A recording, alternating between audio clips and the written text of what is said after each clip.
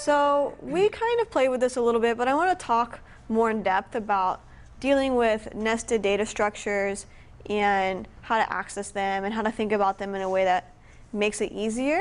You're going to deal a lot with nested data structures, usually in the form of JSON, which is how you're probably going to get your data from your backend or your API. And so here's just an example of how we get started. So we start with a box, our box that we love, we've learned to love over the day. And in the box, we can have an inner box. And so inner box is a property in box that contains a value which is also an object. And so this is a nested object. And the rules are the same here. So we can also use bracket notation if we wanted to. And our result is the same. And then if we wanted to add a property to that inner box, simply what we do is we continue the pattern. So first we access box, right? So we access the whole box, right, which would be this whole object.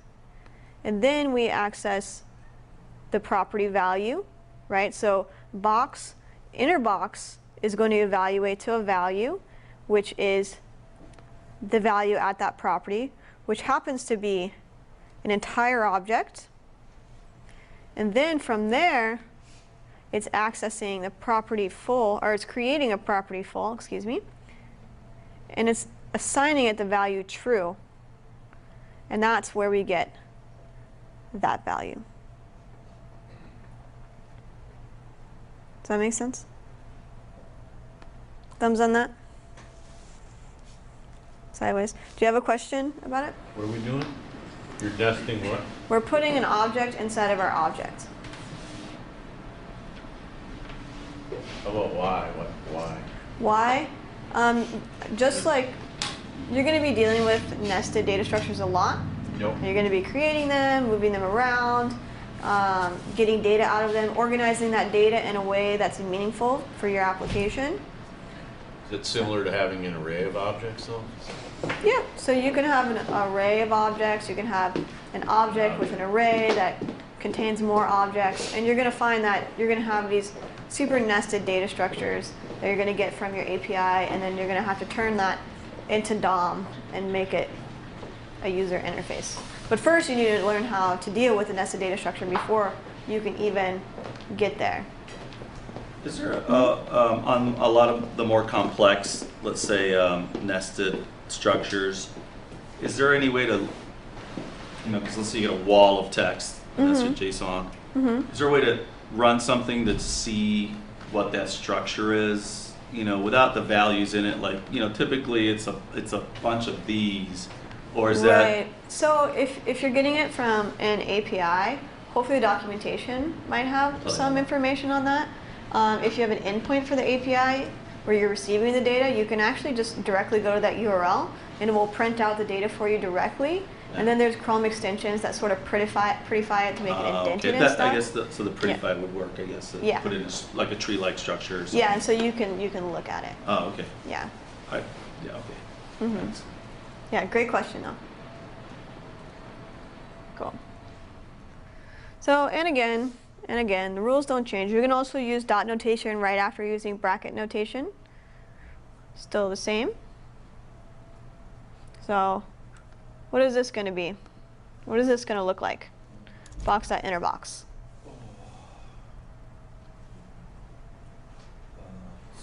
Squiggly line, full, colon, true. Does everyone agree? Thumbs on the answer? I feel like it's been a long day. We're starting to fall asleep. We're almost there. Almost there. So close. Awesome. So what if we assign box.innerBox to a variable? What does this look like?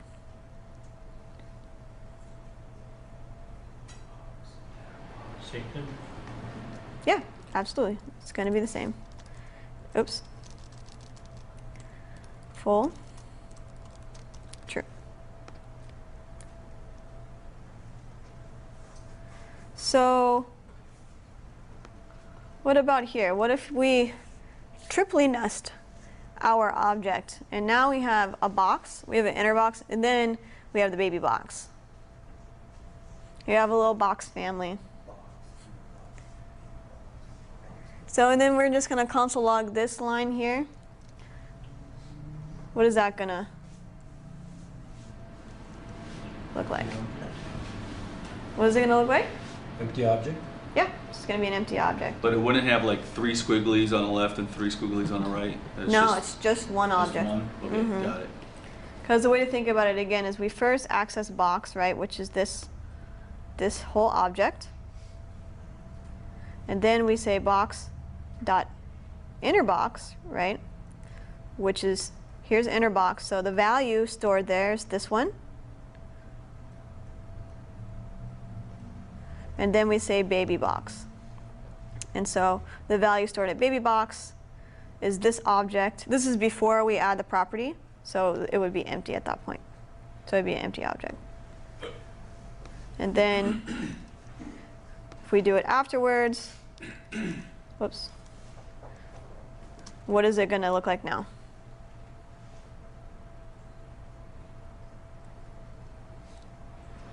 What's up? Yep. Oh, it's kind of.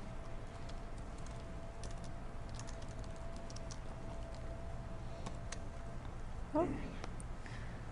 Cool.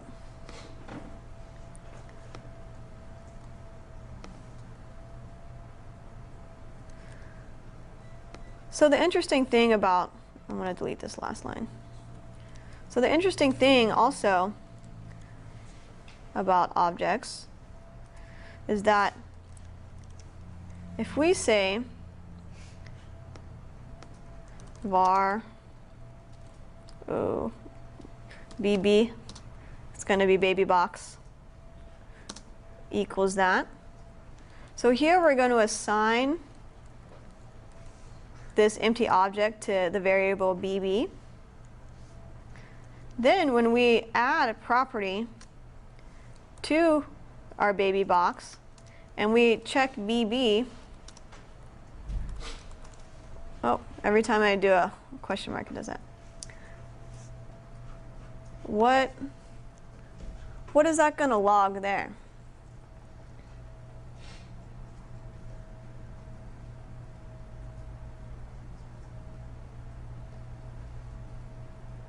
It's okay if you're wrong. Blank, like empty string, Empty string? empty curly. Good guess.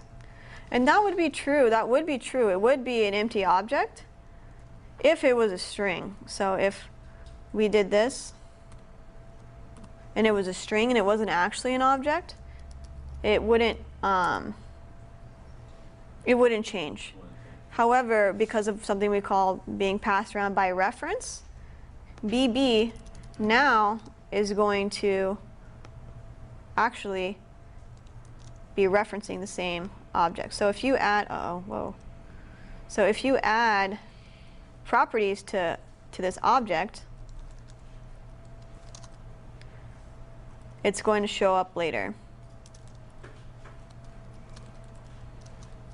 And this is true for objects, arrays, and functions. It's not true for primitive values like numbers, Boolean values, strings, null, undefined, things like that. Just objects, arrays, and functions. Anything that's an object.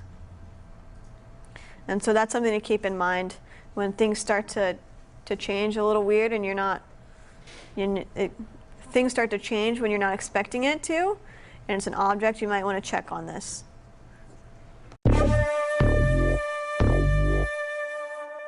So here we have an example of our inner box. So we just have a doubly nested object. We can handle this, right? It's only 2. And with property full equals true. What's going to happen in this next line here?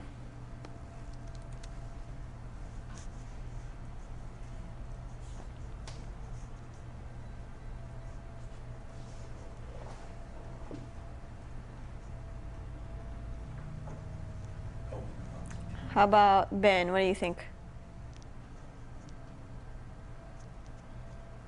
For what? What's the question? What's the line gonna do? Set the property of height of the object inner box to 10. Good guess. Anyone think something different? Undefined because inner box doesn't have quotes around it. Yes. Good catch. Seeing if you guys are awake. There's coffee in the back. Okay, awesome. So we fixed that. Cool, that will pass. What about the last line there? That's not going to work. And so what my mission or my request to you is make that last line work without changing the last line itself. And we want inner box 2 is going to be a different object. So there's a few things you're going to need to do to make that last line work. You can do it here, above it, so that that won't throw an error. So I'll give you guys about 5 minutes to do it.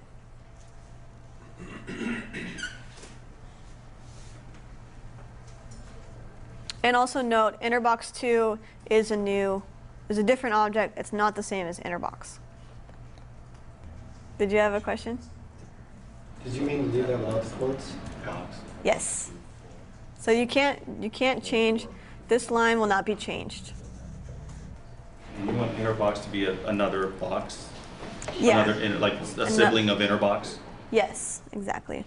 So it'll be another object. So you need to create a new object in there. Cool. So our online friend Sankar, sorry if I pronounced your name wrong, answered this. So I'll just go ahead, type out the answer. So to do this, we first need to create a variable, right, called inner box 2. We know that because inner box 2 doesn't have quotes, and we can like call it something else even. So we can call it other box. And then we have to, on box, put a property called other box and set it equal to an empty object. So we need to do this first so that we have an empty object on box to add the full property to. So now we say box, which is our object, and then we say, oh look, that's a variable. What does that value hold? Oh, it's other box. So you can imagine then that this is swapped out. So that would say like box dot or box other box, which we know is an empty object here. And then we'll just put a nested property on there. I'm sorry, we'll just put a property onto that object, set it equal to false. And that's the answer. Whoops.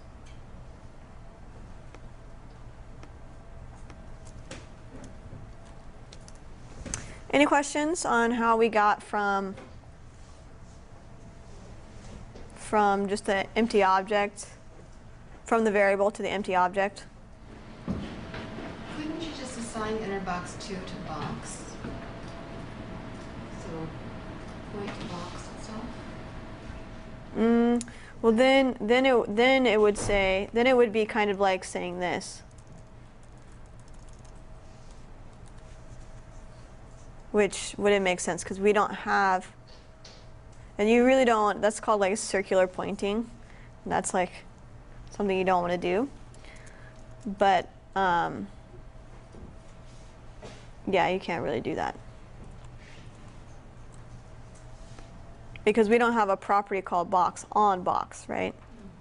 So you could create it, I guess, but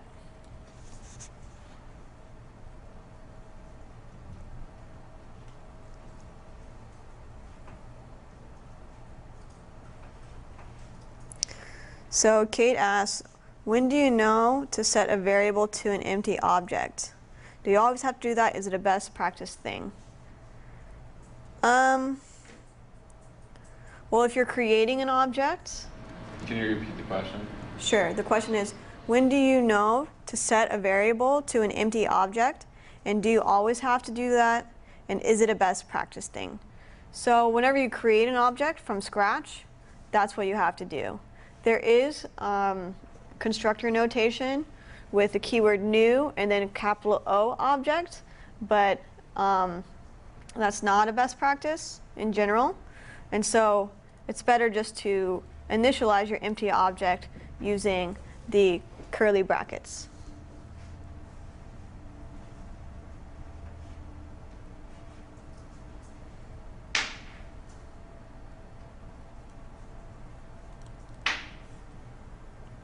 So what this does is that it just creates an empty object so that you can add properties to it.